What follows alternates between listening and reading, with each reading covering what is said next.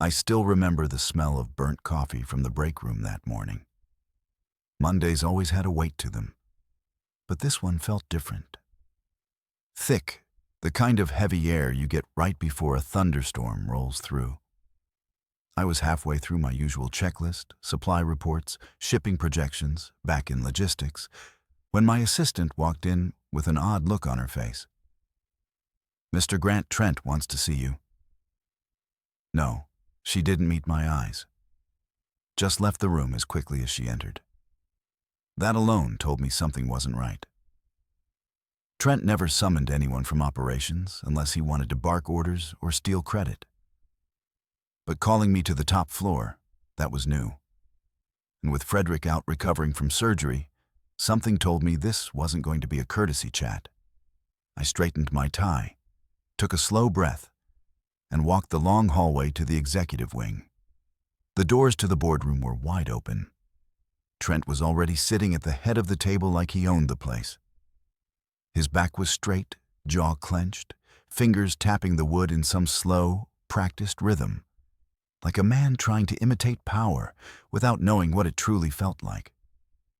He wore one of those smug grins that always made me think of frat boys on power trips.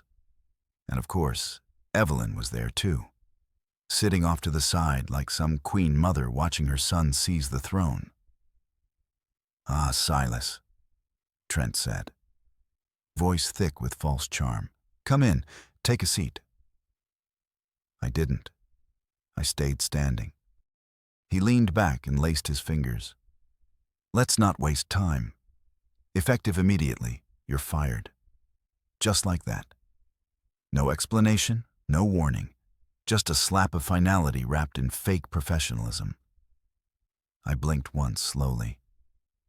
"You're firing me?" He smirked like he'd been rehearsing this moment in his bathroom mirror for months. "Mom said you were only here because Dad pitied you, that this was always a charity case." I didn't respond at first. I just studied his face, the little twitch near his eye, the way his throat pulsed like he wasn't as confident as he pretended to be. I'd seen that look before, the look of a man bluffing with cards he didn't even know the value of. Then I said it, calm, steady. "You'll regret this." His smile faltered just a touch, but it came back just as quickly, now fueled by rage. "Regret," he spat. "You think you can threaten me? Then whack." His palm cracked across my cheek before I could even process it. Silence.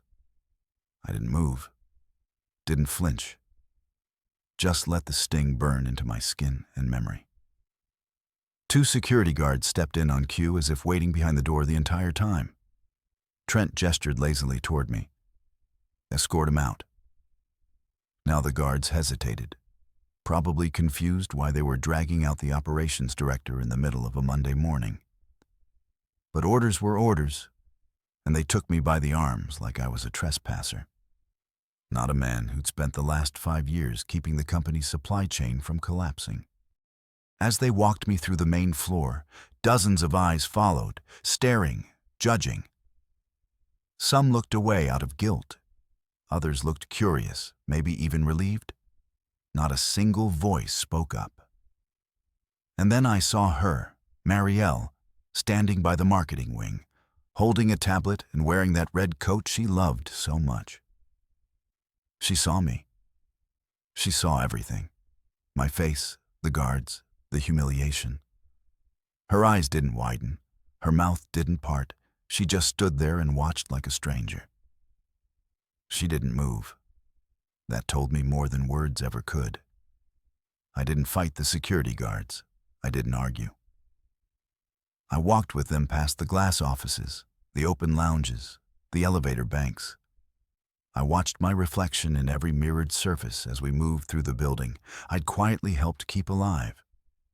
Not for power, not for show, but because I believed in earning respect the slow way, the honest way. By the time we reached the main entrance, I felt the weight of every second I'd spent pretending I didn't mind being overlooked. I stepped out into the wind and adjusted my collar. The glass door slid shut behind me, could almost hear them sigh as they locked. That slap still burned on my face, but it was nothing compared to the fire building in my chest. I pulled out my phone. It buzzed in my palm. Text from logistics, finance, 2 vendor reps asking why I hadn't responded to their emails. I typed a brief reply to all of them. Out for the day. We'll update you soon. Then I walked slowly, deliberately, not to the parking lot, not to the train station, but 3 blocks east into a quiet building that looked like an old insurance firm from the outside. No sign, no receptionist, just a key card reader. I tapped mine against the scanner. The door opened. Inside was a single office. Modern, clean, private. Mine. They didn't know about this place. Not Marielle, not Trent, not even Evelyn. Frederick did. Of course, he helped me set it up years ago when he first whispered the words I'd never forget. Someday you'll need a space where you're not pretending to be small. I stepped inside and shut the door behind me, sat down, breathed, let the silence wrap around me like armor. They thought I was just an operations guy, just the quiet son-in-law who got lucky marrying the founder's daughter. They didn't know about the shares, about the legacy clause, about the structure Frederick and I built to protect the company from them. Let them enjoy their little victory. Let them laugh, gossip, and pat each other on the back for finally getting rid of me. Let them think it's over because it wasn't. It was just beginning. They say betrayal doesn't always come with noise. Sometimes it walks in with soft shoes and a quiet smile. That's what kept echoing in my mind as I sat in my private office, staring out at the city. From this side of the glass, the world seemed calm, orderly. But inside me, something colder had settled in. It wasn't just the slap or the firing that lingered. It was the silence, the kind that pierces deeper than shouting ever could. No one said a word. No one asked questions. And Marielle, she just watched me go like it was inevitable, like I had finally fulfilled the role they'd written for me the day I joined their family. But let me backtrack for a moment because none of this happened overnight. When I first met Marielle, I wasn't a man looking to marry into wealth. I had my own small logistics firm, profitable, quiet, nothing flashy. I liked structure. I liked systems. I liked being the man people didn't notice until they needed him. Marielle came into my life like a flash of light. Charismatic, confident, magnetic in that way only people born into privilege could be. She didn't fall in love with me because I had power. She fell for me because I didn't seem to want any. Or at least, that's what I used to believe. Her father, Frederick, was different from the rest of them. He didn't care about social clubs or status or who vacationed where. He valued competence. He saw how my firm operated, and he liked what he saw. When he invited me to consult on streamlining Grafton Enterprises' warehousing and transport model, I thought it would be a temporary project. Then came the second invitation. Then a full-time offer. Then over drinks one night, Frederick said something that stayed with me. "They underestimate you, Silas. That's not a weakness. It's your strongest weapon." And so I joined quietly. No demands, no title negotiations. I let them place me wherever they wanted. Operations director tucked away in the back end of the company. It was perfect. I had eyes on everything and a voice in nothing. I got to see who worked and who postured, who built and who bragged. And oh, there was plenty of the latter. Trent, for example, he was the type who mistook presence for power. Always loud, always networking. He wore suits that cost more than some employees made in a month, yet couldn't read a balance sheet without help. But Evelyn loved to call him the future of Grafton. Said he had vision. What he really had was ego and a mother who spoon-fed it to him like honey. Evelyn never trusted me. Not from the beginning. She'd smile at family dinners, pour me wine, laugh at my jokes. But there was something in her eyes, like she was always calculating whether I belonged. I remember once at a Grafton charity gala, I overheard her say to one of her friends, "Silas is humble. Too humble. That can't be real." She was right in a way. I wasn't pretending to be humble. I simply didn't need validation. There's a big difference. But people like Evelyn and Trent, they couldn't grasp that. To them, if you weren't bragging, you were hiding. If you weren't loud, you must be weak. That misunderstanding was their first mistake. The second was thinking silence meant surrender. What they didn't know, what they never cared to look into, was who I truly was.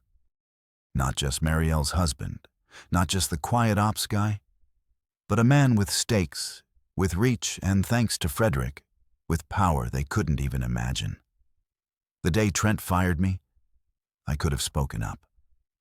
I could have mentioned the shares, the legal agreements, the silent contracts Frederick and I had structured with attorneys and board proxies. But I didn't. Because the truth is, sometimes you have to let people show the world exactly who they are before you take the floor. Let them write their story, then tear out the final page. I sipped my coffee and opened my laptop. My inbox was full. Confused suppliers, delayed schedules, even a few overseas partners asking why they hadn't heard from me. I replied to each one calmly, setting brief meetings. I didn't tell them what happened. I didn't need to. They'd see it soon enough. Then I opened an older email, one I'd saved for a moment like this. Subject line: Re-Legacy Clause Confirmation. It was a signed scan from Frederick's personal lawyer dated 3 years ago, confirming my 40% voting share in Grafton Enterprises. Locked, transfer protected, silent, until triggered by removal without cause or any hostile executive takeover attempt. Trent had unknowingly pulled that trigger. I leaned back in my chair, thinking about how quickly perception shapes reality. All these years, I let them view me as background noise, and I never corrected them. Why would I? It's easy to maneuver in the shadows when everyone else is blinded by their own spotlight. They whispered that I only had a job because Frederick pitted me. They assumed I needed the family, that I needed Marielle. But they never asked why I never brought my own family around, why I drove a modest car, why I didn't flex, didn't boast, didn't chase credit. Because the truth, I didn't come into their world empty-handed. I came in playing the long game, and they gave me everything I needed to win it. I walked over to the small cabinet in the corner of the office and pulled out an old photo, one of Frederick and me at a Grafton warehouse site. Both of us in construction vests and laughing over some ridiculous inventory glitch. He wasn't just my father-in-law. He was my mentor, the only person in that family who saw past the surface. He once told me, "This company doesn't need another prince. It needs a steward." That's what I'd been all along. While Trent played dress-up CEO and Evelyn plotted in corners, I made sure trucks left on time. That deal's closed. That software system stayed ahead of competitors. I did the work no one clapped for. And now I was going to let them feel what happens when the man they dismissed turns out to be the pillar they were standing on. I turned off the lights in my office and stepped out into the hallway.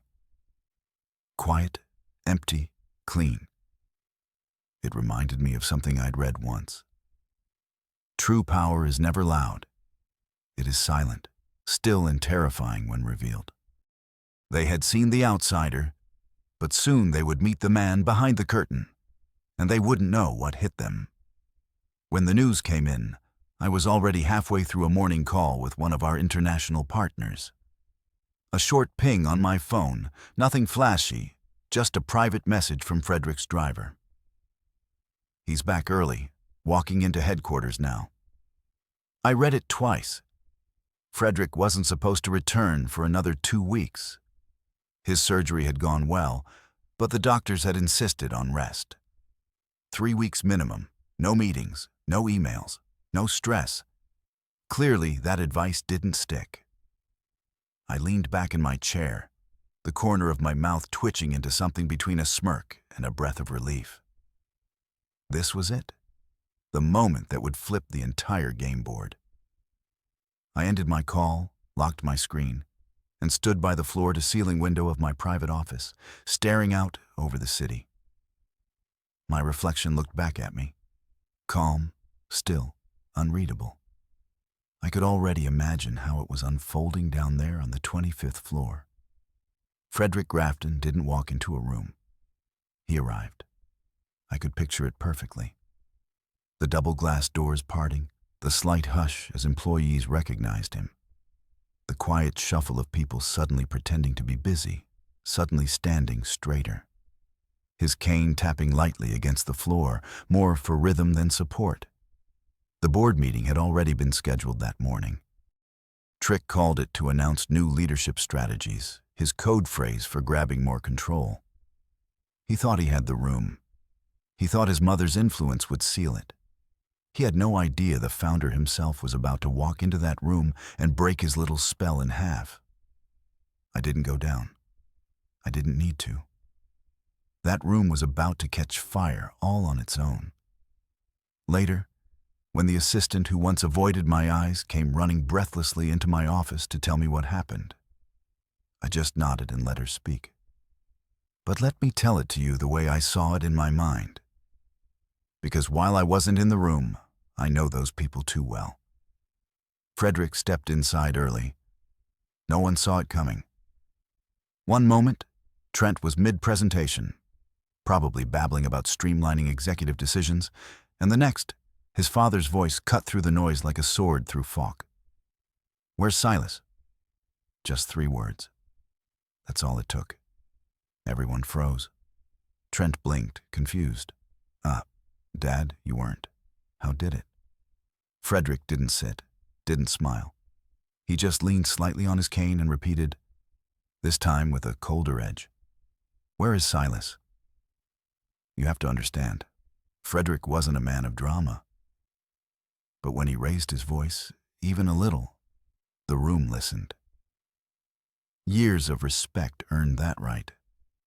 Trink gave the kind of laugh you use when you're caught off guard and trying to play it cool. "Oh, him. Yeah, I let him go. He was only here because you felt sorry for him. Remember?" Silence. I imagine it was the kind of silence that settles just before a storm shatters windows. That kind of silence. Frederick's entire expression changed. Not a flicker of surprise. He already knew, of course. But it was the way he let Trent say it out loud, like handing a man a shovel and watching him dig his own grave. "You fired him," Frederick said, voice as calm as ever. Trent, oblivious, still trying to flex. It was overdue. He was dead weight. No authority, no pedigree. "You fool," Frederick snapped. The shift was instant. That was the moment the atmosphere in that boardroom fractured. "You absolute fool," Frederick repeated louder now. "Didn't you know who he was?" The heads of departments glanced around. Nervous glances, fidgeting hands, shifting in their chairs. These were people who had worked with me for years, but never really looked at me.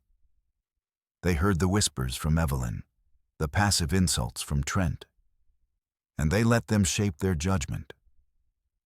But now they were about to understand what they'd been sitting beside all along. Frederick stepped forward, slow but sure. "Silas isn't just your brother-in-law, Trent. He isn't just an employee you can throw out because your mother whispered something in your ear." He paused. Then, in one breath, he dropped the bomb. "He owns 40% of this company." Gasps. Real ones. That was the kind of sentence that doesn't land like words. It lands like thunder. Frederick pulled out a file from the leather folio under his arm. Pages rustled, signatures, witnesses, seals. 3 years ago, I transferred those shares to him quietly, as a contingency for exactly this kind of nonsense. Not only does he hold equity, he holds voting power nearly equal to mine. Trent's face, they told me later, went ghost white. All the color drained. You could hear his breath catch. He stammered something about not knowing and miscommunication. But Frederick wasn't done. I left you in charge for 3 weeks, and in 2 days, you managed to insult the man who keeps your supply chain running, humiliate your brother-in-law, and destabilize trust across several departments. Congratulations. He turned to the board members. Let me be perfectly clear. Silas Grand is not only staying, he is one of us. And from this point forward, his silence should no longer be mistaken for submission. The meeting didn't last much longer after that. Some of them tried to backpedal, muttering support, saying they'd always respected me. I knew the types. Loyalty only when it's safe. I wasn't angry at them. I just didn't need them anymore. Later that day, Trent tried to storm into my office. He didn't make it past the hallway. Security didn't stop him. He stopped himself, stood outside my door, staring at the nameplate he hadn't seen before. S. Grant, Private Executive Office. He realized then that this wasn't new, that I've been here all along, that this wasn't a comeback story. It was a checkmate. The phone started ringing before the meeting even ended. At first, I ignored it, let it vibrate against my desk while I scrolled through my backlog of messages. But then it rang again and again. 10 calls in 10 minutes, all from the same number. Trent, I didn't even flinch. Instead, I leaned back in my chair, cradling a mug of dark roast between my hands, and let the silence of my office wrap around me like a second skin.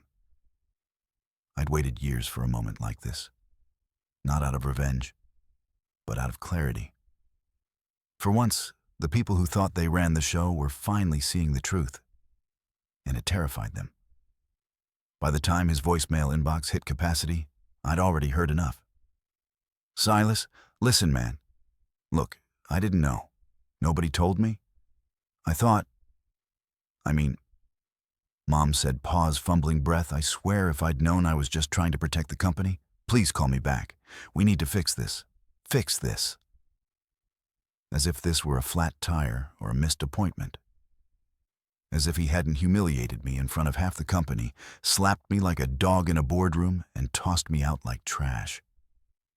I didn't call him back. Not yet. Instead, I opened my calendar and moved up a few internal review meetings. Frederick and I had agreed it was time to make some surgical corrections. And now, the patient was wide open. I buzzed my assistant. Get me the files on all recent departmental hires, especially those made in the last 12 months under Trent's direction. I want performance records, incident reports, disciplinary logs, everything. Her voice crackled through the speaker. Yes, Mr. Grant. Right away, Mr. Grant. It still made me pause. Not because it was new, but because it felt earned now. Not tolerated, not begrudged, earned. Trent called again an hour later. And then again, the second voicemail was even worse. His voice cracked midway. Silas, come on, man. You know how Mom is. She said you were just taking up space, that Dad only kept you around to keep Marielle happy. I didn't mean any of it. I was just trying to do what she wanted. Please, this is all a misunderstanding. A misunderstanding. That word rolled around in my head, like a loose marble in a glass. Except I hadn't misunderstood anything. They'd underestimated me, disrespected me, and tried to erase me. And now they were scared. But the part that truly struck me wasn't Trent's desperation. It was the sudden, awkward silence from Marielle. Not one text. Not a single knock on my door. Nothing. The woman I had once dreamed of growing old with hadn't even asked if I was okay. Not after the firing, not after the reveal. Not once. That kind of silence doesn't come from ignorance. It comes from choice. She had made hers, and I had made mine. Later that evening, just before sunset, I stepped out of my office and rode the elevator down to the executive garage. My car was parked in the same spot it had always been, sloppy 12, tucked beside the pillar. But this time, as I approached, something felt different. I turned the corner and found Trent leaning against my car. He looked like hell. Tie loosened, eyes bloodshot, jaw tight, but trembling just enough to show the cracks. "Silas," he said, standing up straight. "We need to talk." I looked at him, really looked. Not the pompous little tyrant in designer suits, but the scared boy hiding under all that bluster. "We already talked," I said calmly.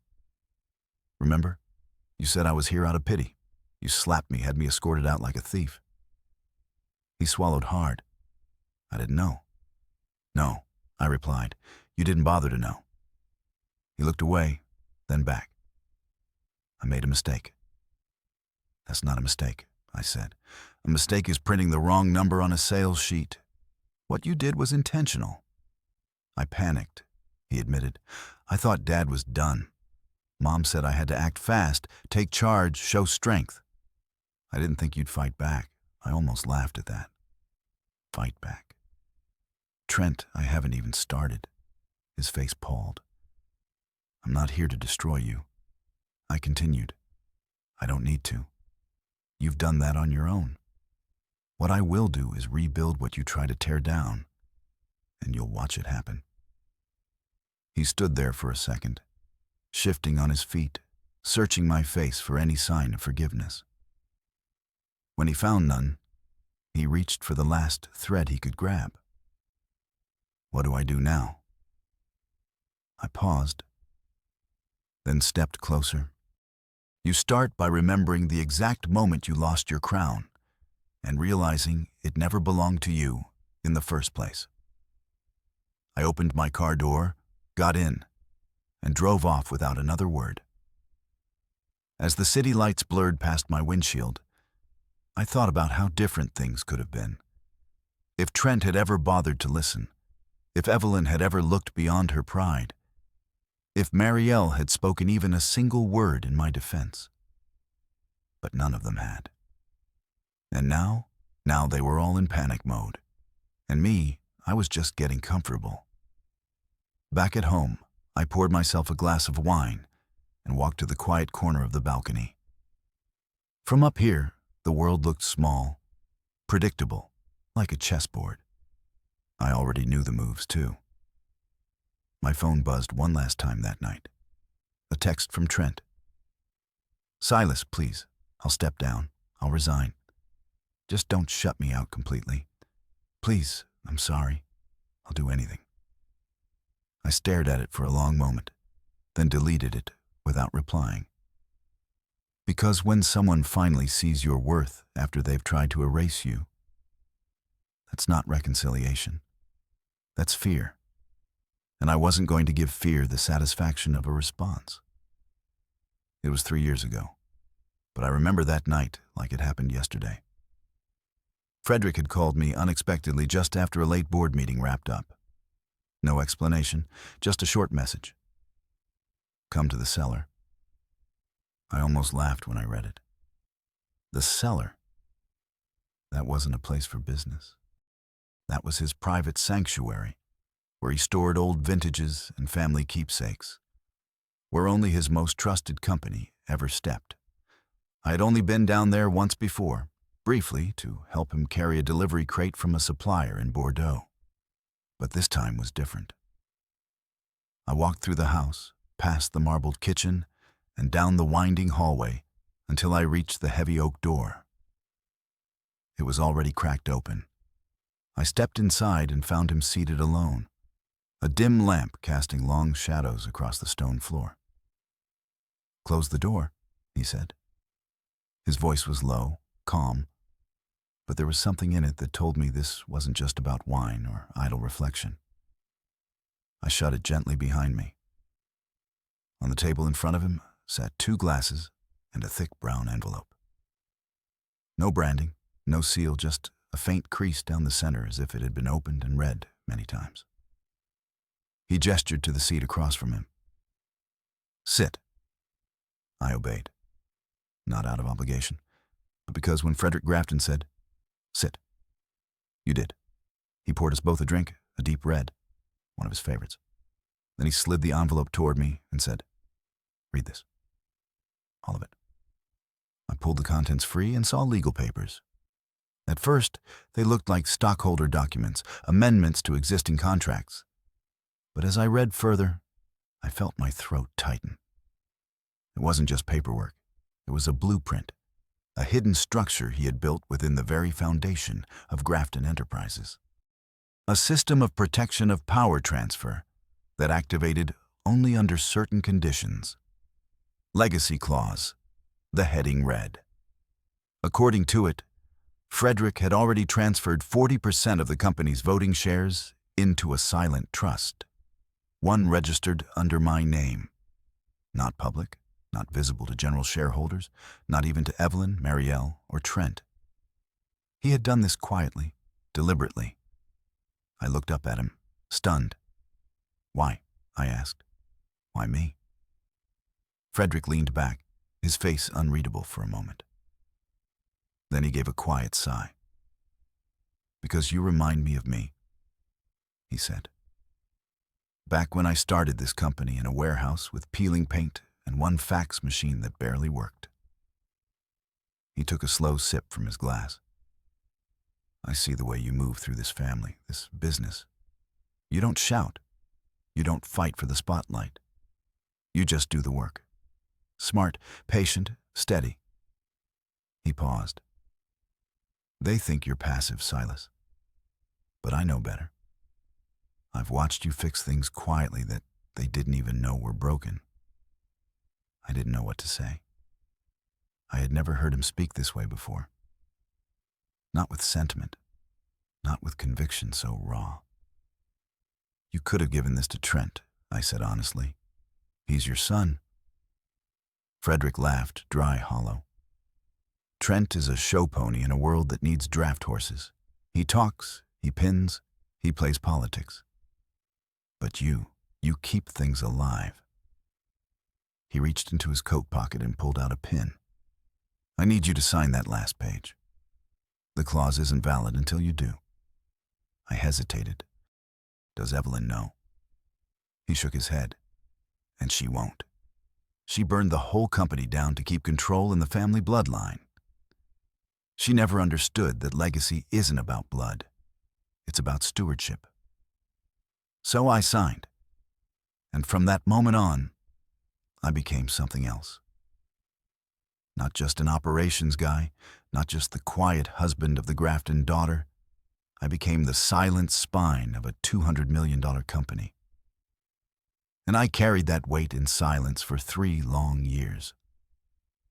I kept my head down, watched Trent rise, watched Evelyn manipulate meetings, watched Marielle's affection quietly wither into indifference. I said nothing, not because I was weak, but because Frederick had asked me to wait. Let them show you who they really are, he had said. And they did. Every smirk, every exclusion, every boardroom slight. They thought I was irrelevant, a placeholder. But I was watching, documenting, letting the rope tighten just enough. Because that's the thing about power. When you don't flaunt it, no one suspects you have it. And when the moment finally comes, it doesn't land like a slap. It lands like a thunderclap. That morning when Trent fired me, when he stood there puffed up and smug, claiming I was only there out of pity, I had the clause in my briefcase the whole time. I could have pulled it out right there, dropped it like a grenade, and walked out with the building in flames. But I didn't, because this was never about revenge. It was about the truth. The truth Frederick saw in me. the truth they refused to see for themselves. And now, after all the whispers and betrayals, it was finally out. I could hear Frederick's voice in my head again, like a quiet echo in the back of my mind. They'll learn one day, but when they do, make sure they learn everything. And that was the part that stuck with me, because the legacy clause wasn't just a backup plan. It was a test of patience, a test of character. I had waited 3 years watching a family unravel itself from the inside. Not with hate, but with arrogance, with ego, with carelessness. And now it was time to rebuild, not in their image, but in mine. Later that night, I pulled the original copy of the legacy clause from my private vault, held it under the light, ran my fingers across the notary seal. Everything Frederick had predicted had come true. The fall of Trent, the implosion of Evelyn's influence, even the slow decay of Marielle's loyalty. I thought about him sitting alone in that wine cellar, watching the empire he built tip dangerously toward vanity. And I realized something. He hadn't just given me the shares. He had given me the burden of fixing what he no longer could. And I intended to carry that burden with quiet precision, because unlike them, I didn't need applause. I just needed results. The air outside the Grafton Enterprises building was crisp that morning. Sunlight spilled across the plaza like someone had tipped a jar of gold over the city. Employees trickled in like every other Monday, coffee in hand, half awake, unaware they were walking into a turning point, the kind that didn't just change headlines, but legacies. Inside the building, everything was already set. The press conference was scheduled for 10 a.m. sharp in the main atrium. Invitations had gone out the night before, carefully worded, deliberate. Frederick didn't want any leaks, no whispers ahead of time, no time for Trent or Evelyn to spin their version. This wasn't going to be a meeting. This was going to be a reckoning. I stood off to the side as the media poured in. Reporters from every major business outlet, local journalists, even a few foreign correspondents. Grafton Enterprises had that kind of weight. It wasn't just a company. It was a name, a dynasty. And the day that dynasty was about to be rewritten, Frederick walked out right on time. No came today. He refused it despite his doctor's warnings. Said it made him look fragile.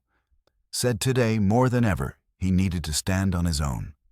He stepped up to the mic calm and firm, his presence alone silencing the murmurs in the room. "Thank you all for coming on short notice," he began. I scanning the room. "I'll keep this brief and clear. No greetings, no introductions, just purpose. There's been a great deal of confusion about recent decisions made during my absence. While recovering from surgery, certain changes were made at the executive level without my knowledge and without proper authority." He paused there, letting the implication land. "I've reviewed these actions. I've met with legal counsel, and I've made my decision." He turned slightly, extending a hand toward the side entrance.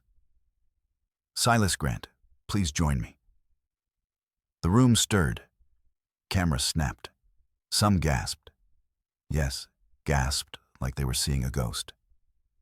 I walked forward slow and steady, wearing the same suit they'd once called too plain for upper management.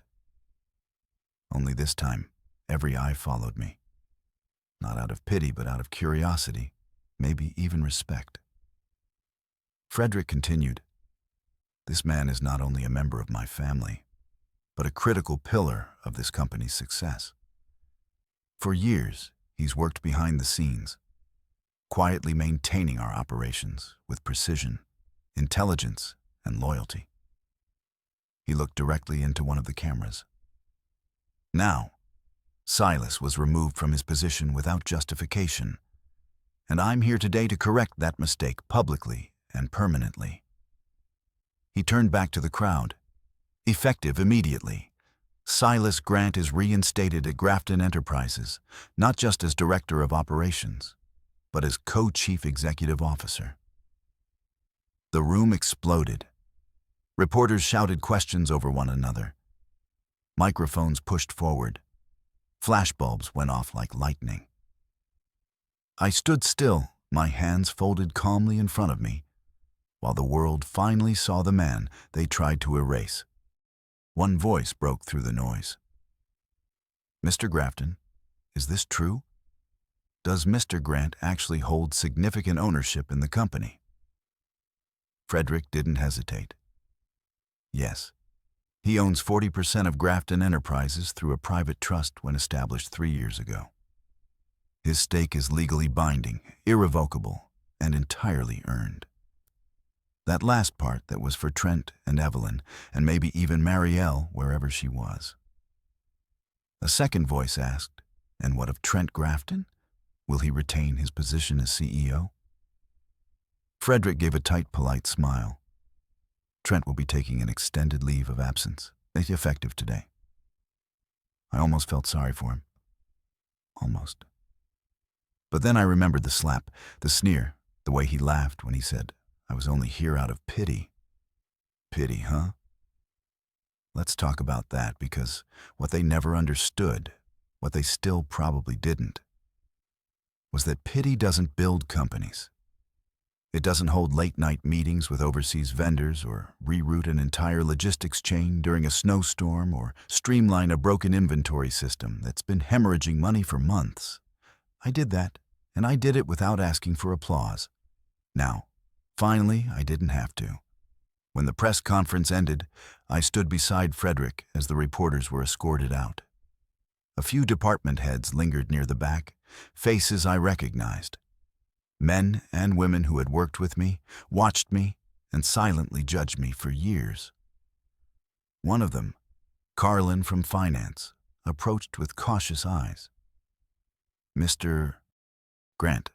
Silas, I just wanted to say congratulations." I gave her a small nod. "Thank you, Carlin." She hesitated, then added, "We should have seen it earlier." I smiled, not unkindly.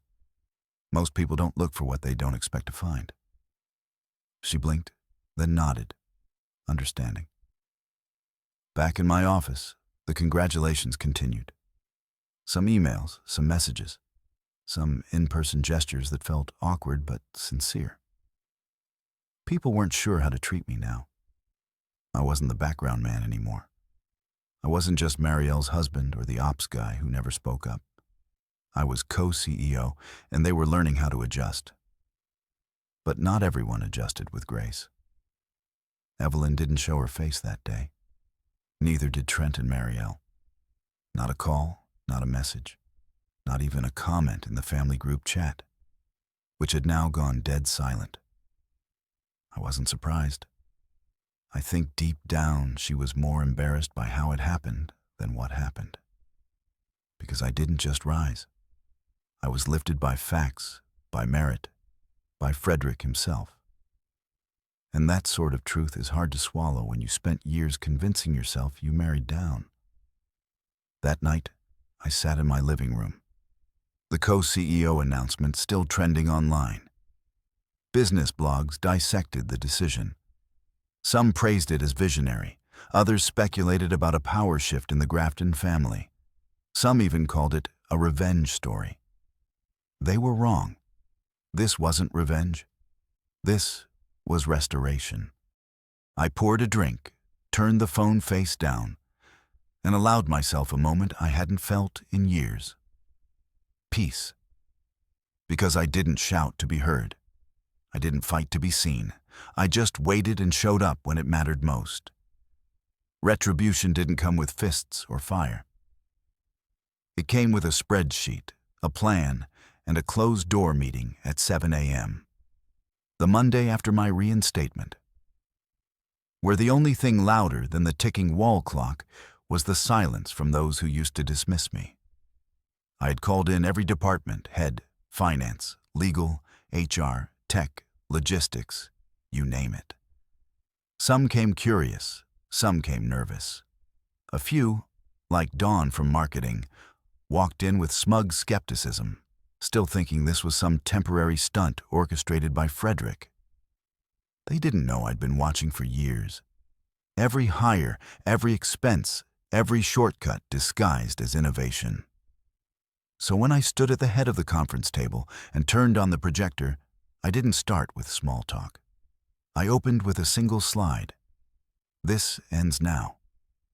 There was no yelling, no theatrics. I didn't need them. I had facts, receipts, a compiled list of mismanaged accounts, underqualified hires, botched contracts, and cushy deals handed to friends of Trent or Evelyn. I had proof of nepotism so blatant, it might as well have been printed on company letterhead. As I went line by line, I watched the realization dawn on their faces. This wasn't a figurehead promotion. This was a reckoning. And I wasn't there to get even. I was there to clean house. I'm not here to fire everyone who disagreed with me, I said after laying it all bare. But I will remove anyone who mistook this company for their personal playground. A few heads lowered. I believe in accountability. I believe in clarity, and I believe in second chances for those who actually work. I paused, but make no mistake, those chances are limited. The message landed. By the end of that week, 3 of Trent's personal hires were gone. Fired quietly with severance packages I approved but didn't soften. Evelyn's favorite HR director was reassigned to a branch in Nevada, far from the influence she used to wield with a smirk and a whispered suggestion. And Trent, he stayed for now. Reassigned not as an executive, but as a senior analyst in data strategy. A role he once joked was 4 clipboard guys with no ambition. Now, he was one of them, answering to a department manager half his age, working on a team that didn't care about last names. Some called it cruel. I called it symmetry, because this wasn't just revenge, this was reform. I didn't dismantle Graph and Enterprises. I recalibrated it. I began installing quarterly transparency reports, revamped the hiring process to use blind resumes, reopened vendor contracts to assess fairness and pricing. I promoted mid-level managers who had been overlooked for years. Quiet, hard-working people like Tanya from procurement or Leo from IT, whose innovation had been repeatedly ignored because he wasn't grafted and material. They were stunned when I called them into my office, handed them new contracts, and said, "Your work hasn't gone unnoticed. It just hasn't been seen by the right eyes until now." I remember Tanya choking up, her voice trembling. "I thought people like me didn't get seen here." "You do now," I told her. I made sure of it. The change wasn't instant. You can't turn a ship this big in one day. But within weeks, the mood shifted. People stopped walking on eggshells. They started sharing ideas again. Performance improved across the board. And slowly, the whispers stopped being about how I came into power and started being about what I was doing with it. One afternoon, after a particularly productive product launch meeting, I walked through the operations floor. The same floor I used to quietly oversee while people spoke over me. Now voices lowered respectfully when I passed, not out of fear, but out of earned presence. I paused by Trent's new desk. He didn't look up at first, just kept his eyes glued to his monitor, typing something stiffly. When he finally noticed me, he straightened. "Silas," he said with a slight nod. "How's the new team treating you?" I asked. "They're professional," he muttered. "Good," I said. "You might learn something." He winced, but didn't argue. That at least was new. I didn't linger. I just kept walking, my footsteps echoing through a hallway where my name had once been a joke and was now etched in. For the name Grafton, which had been tarnished by ego and entitlement. One afternoon, Frederick called me into his home. He was sitting in his study, fireplace lit, glass of scotch in hand. "I've been watching," he said. I sat across from him, waiting. "You didn't burn it down? You rebuilt it?" "I did what you asked," I replied. He nodded slowly. "No, you did more." He reached into his drawer and slid an envelope toward me. I opened it. Inside was a single sheet of paper, a draft amendment. He was transferring another 10% of the company into my hands. No strings, full control. "You've proven who this company belongs to," he said. "Now I'm making it official." I didn't speak right away because for a man like me, someone who had been mocked, slapped, discarded, this wasn't just a gesture. It was a confirmation. I stood, shook his hand, and thanked him. Not just for the trust, but for giving me the chance to earn it when no one else did. That night, I walked home instead of driving. The streets felt quieter, cleaner, like the chaos had settled. The wind was sharp, but it felt good, like something was being stripped away, leaving only what mattered. I passed by the old Grafton billboards downtown. For years, those signs showed Trent's grinning face or Evelyn's elegant branding slogans. Now, they displayed the company's new vision statement. Earned, not entitled, a message I'd written myself. And beneath it, just the Grafton logo. No faces, no last names. Because real leadership doesn't advertise, it leads. It's strange how you can share a house with someone and still feel like a guest. After the press conference, after the restructuring, after the congratulatory handshakes and subtle nods from board members who used to look past me, Marielle said nothing. She was already home that evening when I arrived, standing by the kitchen island with a glass of wine and her phone, scrolling as if the day's events hadn't just turned her entire family's dynamic upside down. She didn't look up, didn't ask where I'd been, didn't say congratulations. Nothing. I walked in, loosened my tie, set my briefcase down, and waited for her to acknowledge me. She didn't, so I poured a glass of water and stood opposite her, letting the silence stretch. "You heard?" I finally said. She nodded without looking up. It was on every news channel. I'd have to be deaf not to. Another pause, and I asked. She glanced at me now, her eyes cool and unreadable. "You really played us, didn't you?" There it was. Not a question of concern, not curiosity, just accusation. I leaned against the counter, watching her carefully. "I didn't play anyone. I protected what your family was willing to destroy." Her laugh was soft, almost bitter. "Is that how you're spinning it now? The silent hero, the patient genius hiding in plain sight." "I didn't hide," I said. "You just never bothered to see." She set her glass down harder than necessary, the clink sharp against the marble. "You could have told me. You could have told me, Silas." "I tried," I replied. "But every time I started, you either changed the subject or rolled your eyes. You wanted a version of me you could manage. Something safe, predictable, forgettable." Her eyes narrowed. "You're twisting this." "No," I said calmly.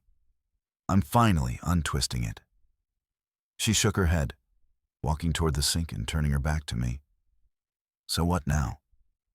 You're the king of the castle." Everyone bowed to Silas, even Trent demoted and leashed. "This isn't about crowns," I said. "It's about responsibility." She stared out the window. "It's about revenge." "No, if it were, you'd be out of this house already." She turned then, finally facing me with something real in her eyes. Whether it was fear or guilt, I couldn't say. "I didn't know what they were planning," she said quietly. I nodded. "But you didn't stop them either." The words hung there, heavier than I expected. "I didn't think it mattered," she admitted. "You were always just there. Reliable. Quiet. I never thought you were capable." I offered worthy, important, dangerous, she said. That surprised me. You scare them now, she added. You scare me a little. That cut deeper than anything else she could have said. Not because it was cruel, but because it was true. I changed. Maybe not in my core, but in the way I moved, the way I was seen, and the man she married. The one who folded laundry on Sundays, fixed dripping faucets, smiled through dinner with her parents. Even while they belittled him, he wasn't standing in front of her anymore. He was gone, replaced with someone who no longer bowed, no longer explained himself, no longer waited for validation that would never come. I walked to the living room and sat down on the couch, letting the tension settle. A few moments later, she followed and stood behind me, arms crossed. "Why didn't you leave?" she asked softly. "After everything they did, after I didn't say anything. Why stay?" I stared ahead at the muted TV screen, some documentary playing irrelevant. "Because I loved you," I said, past tense. The silence after that was different. She sank into the chair opposite me, her voice barely above a whisper. "Do you still?" I didn't answer right away. I thought about the first time we met, how alive she was, how she made me feel like I belonged in rooms I never dared to enter before. I thought about the wedding, the vows, the way she squeezed my hand when we talked about starting a family. The woman who once looked at me like I was her whole world.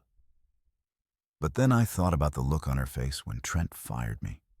Blank, cold, distant, like I wasn't worth defending, like I was disposable. I met her eyes now, and I spoke with honesty, not cruelty. "I don't know." She nodded slowly, like she had expected it, but hoped to hear something else. "I wasn't trying to hurt you," she said. "But you did," I replied. "Not with what you said, but with what you didn't." She wiped her eye quickly, the kind of motion someone makes when they don't want to cry in front of the person they failed. "So what now?" she asked. "I keep doing what I was meant to do," I said. Lead, rebuild. Be the man your father trusted me to be." "And me?" I exhaled through my nose, my voice steady but distant. "That's up to you." We didn't talk the rest of the night. She went to bed before I did, and I stayed downstairs reading a report on internal restructuring proposals. But not a single word on the page really sank in. All I kept thinking about was how love doesn't always leave with a door slam or a screaming match. Sometimes it dies in the quiet. In the moment your wife watches you get dragged out of your job and says nothing. In the pause after success, where the person who's supposed to be proud of you just resents you for standing taller than they expected. Marielle and I lived under the same roof for the next few weeks. But something had broken beyond repair. We ate separately, slept on opposite sides of the house. We became polite strangers, with too much history and too little heart left. She never asked about the company. I never brought it up. Then one morning, I walked into the kitchen and found a note on the counter. "I've gone to stay with my sister for a while. I think we both need time. No signature, no kiss. No, I love you." Just silence again. But this time it didn't hurt. It felt honest. Because some betrayals don't come with screaming or slamming doors. They come with silence. And sometimes silence is louder than anything else. Evelyn Grafton never begged, at least not in any way most people would recognize. Her brand of power was polished and quiet, trimmed in pearls and practiced smiles. She didn't scream to get her way. She whispered, she aligned. She controlled from behind the curtain, making others believe her decisions were their own. But the thing about puppeteers is once the strings snap, they're just people with no hands left to move the show. It started with a board meeting, she called herself. An emergency session meant to realign vision. I received the calendar invite on a Tuesday evening. No agenda, no prep, no mention of Frederick. She still thought she had influence. She still didn't get it. The morning of the meeting, I arrived 10 minutes early and took my seat at the head of the table. Frederick wasn't there by design. We'd already talked. He said it was time to let her try and fail in front of everyone. Let her be seen. The boardroom filled slowly. A few of the senior members whispered to one another.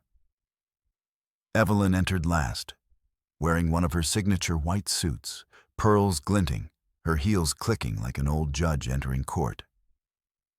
She nodded to a few allies, former allies rather, then turned to me with a smile so tight it might as well have been carved into her face. "Shall we begin?" she asked. I nodded. By all means. She stood at the front of the room, holding a tablet she didn't even glance at. "There has been a great deal of disruption over the past few weeks," she began.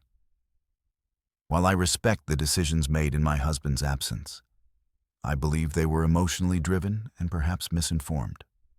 There it was, the start of her campaign. Smooth, elegant, insidious. "I propose we revisit the current executive structure," she continued. "Re-evaluate the new appointments and realign leadership toward experience and legacy rather than reaction." That word legacy, she liked to use it as a weapon, as a crown, as if it belonged solely to bloodlines and birthday dinners. She paused as if expecting a nod, a ripple of support. None came, so she pressed on. "Furthermore, I'd like to nominate an interim executive advisory board comprised of key family stakeholders until things stabilize." I looked around the room, watching faces carefully. A few looked confused, others uncomfortable. Finally, I spoke. "Are you suggesting a family control committee override the board?" "I'm suggesting we return balance," she replied, still smiling.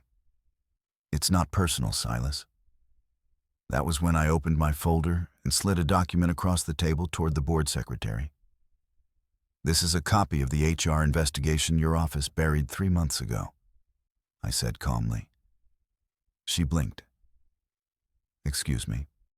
It outlines how your interim hires under Trent falsified credentials, bypassed compliance screenings, and inflated operational numbers for a projected quarterly report you submitted to stakeholders." A hush fell over the room. "Those errors were caught by Tanya Dorsey and Leo Barron, 2 employees you attempted to terminate under the justification of department redundancy.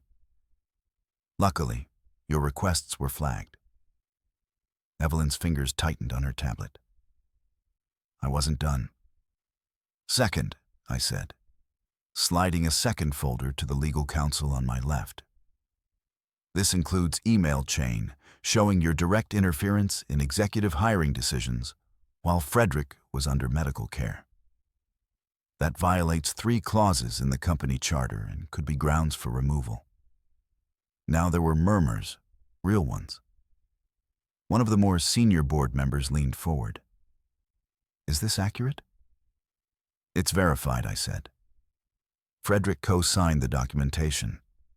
Evelyn's lips parted, but no words came out. I stood slowly, not with anger, with finality.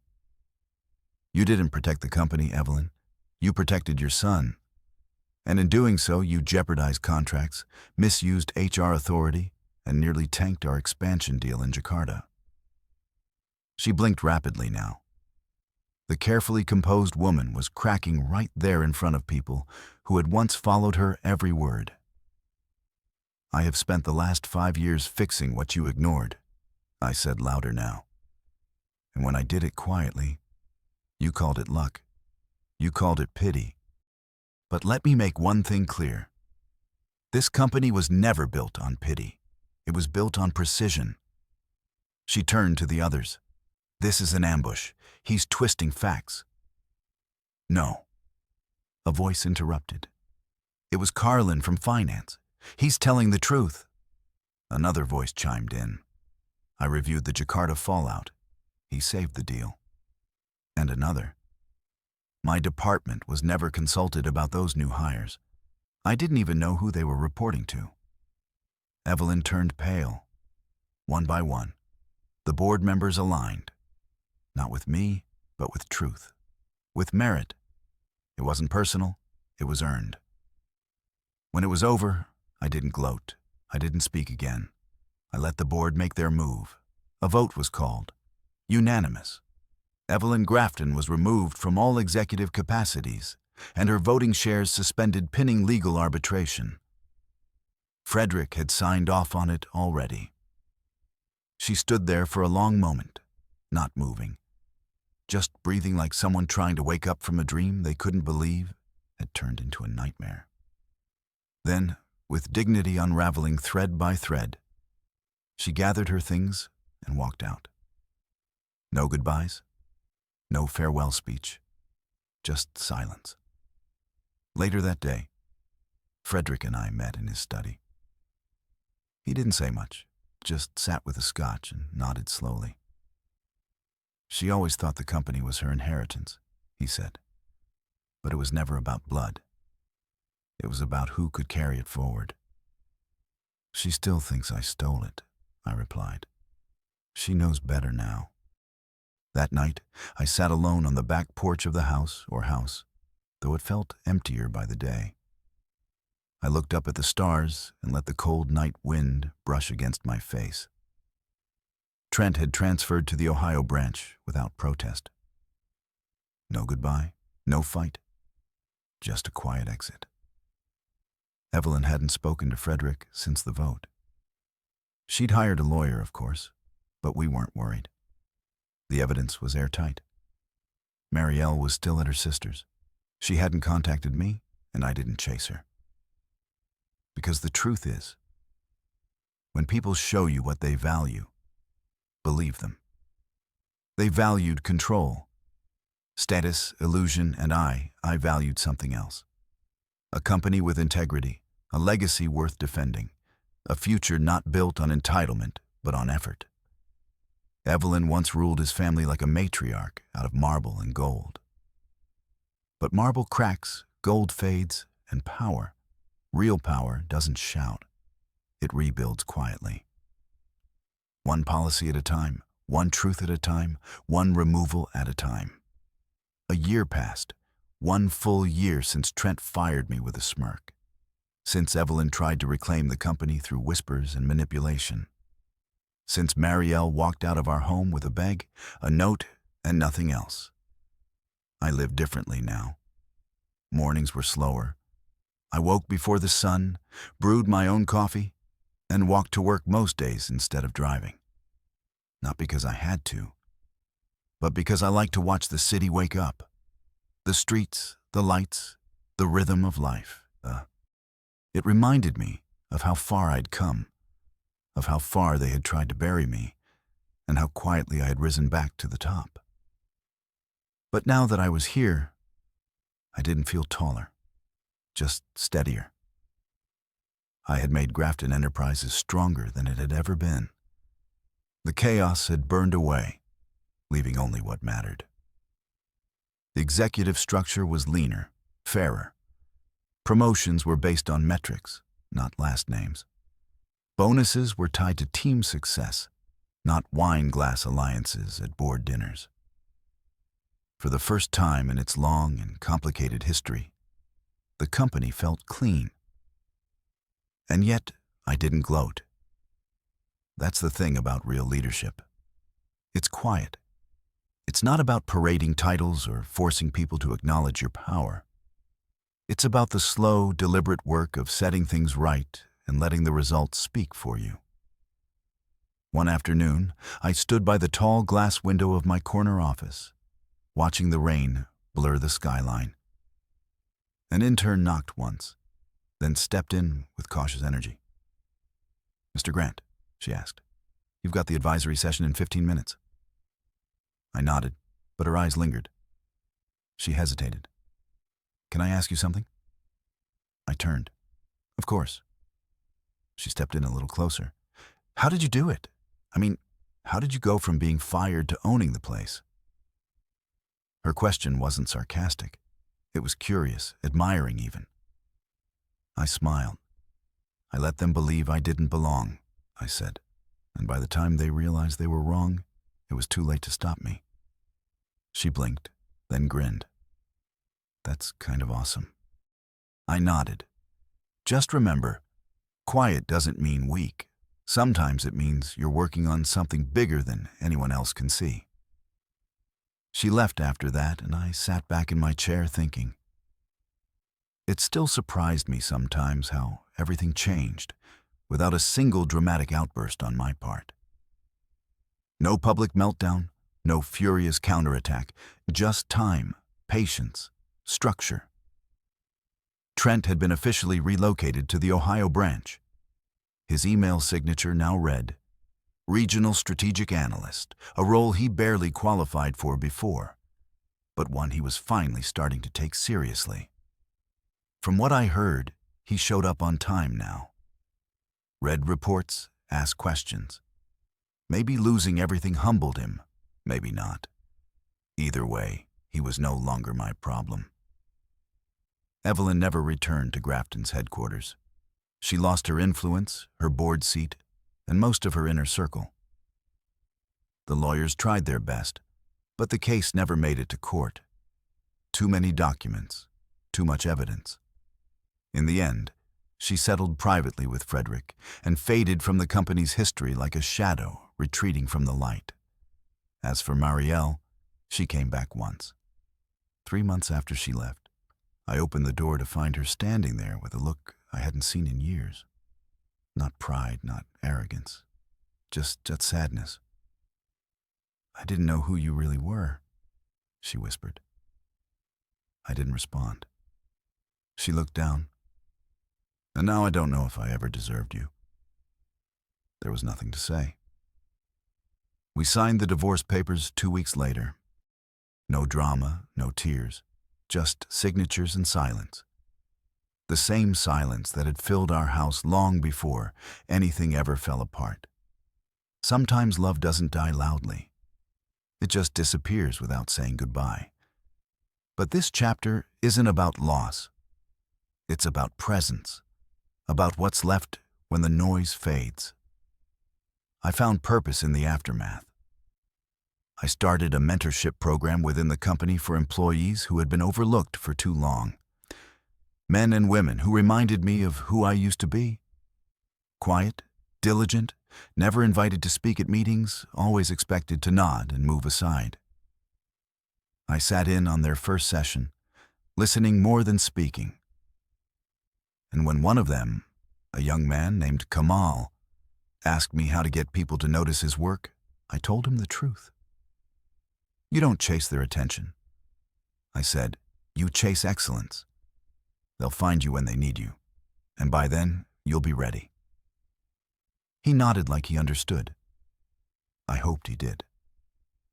One of the greatest misconceptions in business and in life is that loud means powerful, that to lead you must shout, that to win you must crush. But I built everything by doing the opposite. I listened. I waited. I learned. I didn't slam doors. I opened them from the inside. I didn't demand a crown. I earned it in silence. And that's why when people now walk into our headquarters and see my name etched beside Frederick's on the glass plaque, they don't ask why. They just nod because by now the story is legend. Not because it was flashy, but because it was real. Sometimes when I'm alone, I still think about that moment in the boardroom. The day Frederick returned and asked, "Where's Silas?" The pause, the panic, the silence that followed when he revealed who I really was. That moment didn't just expose the truth. It introduced me to myself. I wasn't just the man they underestimated. I was the man they never saw coming. And in the end, That's what makes it all so satisfying. Not the applause, not the title, not the corner office, but the fact that I didn't have to raise my voice to win. I just had to stand still and let the truth speak for him.